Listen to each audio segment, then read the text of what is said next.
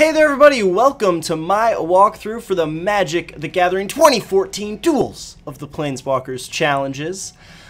These are pretty much, by and large, quite a bit easier than challenges in past games, but there are still some tricky ones and there's still things to be learned from them, especially for new players. So if you're having any trouble with any of them, I implore you to try and work through them yourself for a little bit, because there is a lot to learn from these. But if you are having trouble, then I'm here to help you out. Let's start with the very first one, Command the Dead. If I remember, this is a pretty cool one just from the way it's set up, really. It's not too difficult, but it could be a little tricky. Okay, so Command the Dead. Your Grave Titan has assembled a monstrous army. Use it to crush your opponents this turn. Now, I'm not sure how monstrous two dudes is, but it doesn't seem like an army to me. But to kick off any challenge, what we want to do is first assess our opponent's side of the field. We want to start every turn of every game this way. We definitely want to start the challenges this way. So looking at our opponent, it looks like he's got 3 Grizzly Bears, Runeclaw Bear, it's a 2/2. And then he's got 7 open mana, but 0 cards in hand, so we don't have to worry about that. So we've got him taken care of. On our side of the field, we've got 2 2/2 zombie tokens, as well as the always lovely, effervescent, some might say, Grave Titan with the Death Touch. And whenever he attacks, he's going to create 2 little zombies just running around chasing after him. We've also got some mana of our own, 6, including 1 mountain and 1 forest. And we got quite a few options in our hand. So we're going to look through here. We're going to talk a little bit. This challenge mostly focuses on combat damage, some fun things you can do with combat damage. I think it's trying to teach us a different principle than what I'm going to be showing you. So we're going to get in here and we're going to look at it one way, which I think is the way the game wants us to learn it. And then we're going to look at it another fun way, and we're going to talk a little bit about that too. So to start off, let's look at all the cards we have. We have Corrupt. It's going to deal damage equal to the number of swamps we control to target creature or player. You gain life equal to the damage dealt this way. Now, we all know that if we were to just attack right here, you know, the blocks would occur. This is a sorcery speed. We need to point that out right away, because if we were to attack as the field is right now, blocks would occur, no damage would get through. Now, Corrupt would let us kill one of those dudes, you know, and you might think, hey, 6 damage can get through, there we go, we can do it that way. But of course, our opponent is going to block down the 6 and the 2. 2 will get through. It's going to leave Command the Dead with 3. So Corrupt's pretty much out, because of course we also only have 4 black mana down on the field, meaning that we would leave him at 1, we'd still attack in, all the blocks would occur, blah blah blah.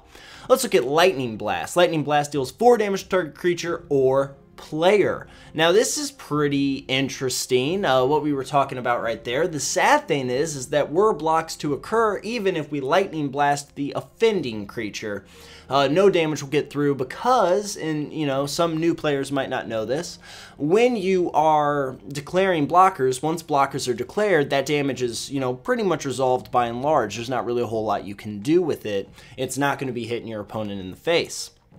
Titanic Growth is going to get +4/+4 until end of turn. Again, that's not useful because all that damage is going to be blocked. Now, here's a card that screams out to me right away because it gives +1/+1 and Trample, a natural predation. So that is a card that we are going to be utilizing.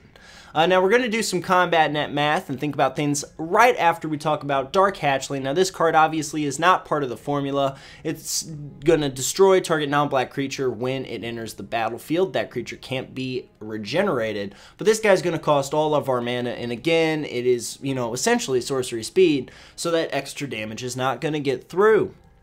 So we're going to solve this challenge 2 different ways. I'm going to show you 2 different principles here. First things first, though, let's go ahead and move into combat step, because that's where all the action is going to be taking place in this particular challenge. We're going to go ahead and bash with all 3 of our guys. And I know that, you know, we just talked about the fact that no damage is going to get through here, but trust me, everything will be okay. We're going to create 2 more dudes that are absolutely useless for us. Block step is going to happen, going to be declared. We're going to freeze time, because this is when our actions need to take place. Now, what I believe this challenge is trying to teach us is about Trample. We can cast Unnatural Predation on our very beautiful Grave Titan. It's going to cause him to become a 7/7 with Trample. Common look at Trample would dictate that that would do 5 damage even to Command the Dead, but that assumption, that belief in the rules is actually wrong in this instance because Grave Titan has Death Touch. And Death Touch reads that any amount of damage dealt by this creature to, target creature is enough to destroy it. So that's starting at 1 and going all the way up to 99. Whatever are there creatures more, big furry monster, but whatever, that's not the point. The point is that we only have to deal 1 damage to kill a creature when we have Death Touch. Trample, of course, states that any excess damage after a creature's been destroyed is dealt to our opponent. So if we were to cast a Natural Predation on this 6/6, he becomes a 7/7, we're going to watch right here, and we're going to go to view the battlefield because we can see the Commanded Dead is actually at -1 because we dealt a full 6 to our opponent because only 1 damage needed to be dealt to Gorilla Burrs to get them to lose this challenge. So we're going to do this one more time, looking at something a little bit different, talking about Trample in a different way.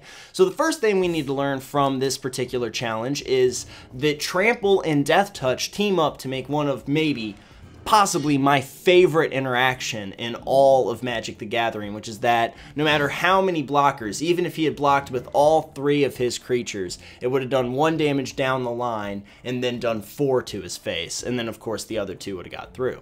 Now this is another fun little interaction. We're going to again start off by casting Unnatural Predation, creating the 7/7 Death Toucher, but this time I'm going to shake things up a little bit by casting Lightning Blast on the offending blocker.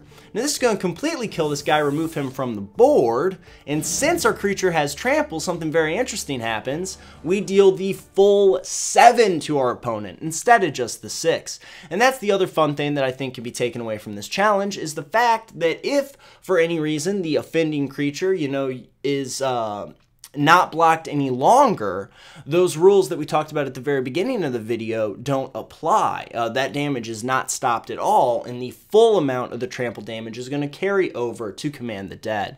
Now this was by no means a comprehensive look at Trample. Trample is a very complex mechanic, and it plays very differently with all the different mechanics. Double Strike, of course, affects it and everything like that. I don't want to get too heavy into anything like priority or anything while we're doing challenges, but I implore you, if you are interested in kind of the deeper level mechanics that are shown through these challenges, to look up, any sort of judge's companion or anything like that, because I think that's really going to help you get a better understanding of the rules. Trample interacts with almost every single other mechanic in a different way than you might expect, except for like things like haste and stuff like that. But First Strike, Double Strike, everything like that's going to interact with Trample, and this is but 2 of those interesting little Trample interactions. But that is why this challenge is a little cool, because it is set up in such a way that allows us to illustrate a couple different ways to beat our opponent, and it lets us kind of learn a little bit about Trample, because if you play around with any of these challenges enough, you're going to learn a lot about the cards, the card types, and how they operate. Anyway, thank you so much for watching this episode of the challenges, this first one. We're going to be going through all of them in the coming days, and I really appreciate you guys checking out this video. I know that a lot of people have already covered the challenges, and like I said, they're not quite as hard as in previous installments or iterations of the game, but I still enjoy them quite a bit, and I think there is still a lot to learn from them. So thanks again, and I will see you all next time.